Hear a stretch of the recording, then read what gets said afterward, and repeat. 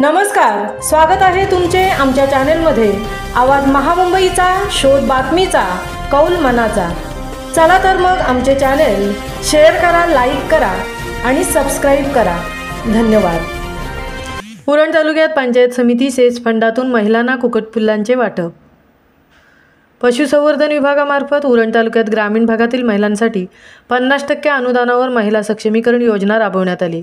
पंचायत समिती सेच फंडातून गटविकास अधिकारी समीर वाठारकर यांच्या मार्गदर्शनाखाली योजना राबवण्यात येत आहे। मागील 3-4 वर्षापासून ग्रामीण भागातील महिलांकडून कुक्कुटपिल्लांच्या योजनांची मागणी होत होती।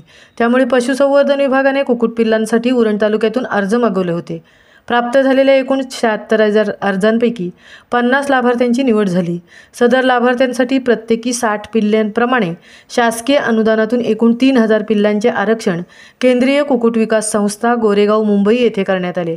पहिल्या टप्प्यात आज 25 लाभार्थ्यांना त्यासाठी 60 पिल्ले वाटप करून त्यांना कुक्कुट पक्षी संगोपनाचे प्रशिक्षण देण्यात आल्याचे पशुधन विकास अधिकारी विस्तार डॉक्टर सोमनाथ भोजने यांनी सांगितले। उर्वरित दुसऱ्या टप्प्यात येत्या मंगळवारी चिरनेर व विंधणे भागातील लाभार्थ्यांना पिल्लांचे वाटप करण्यात येणार आहे।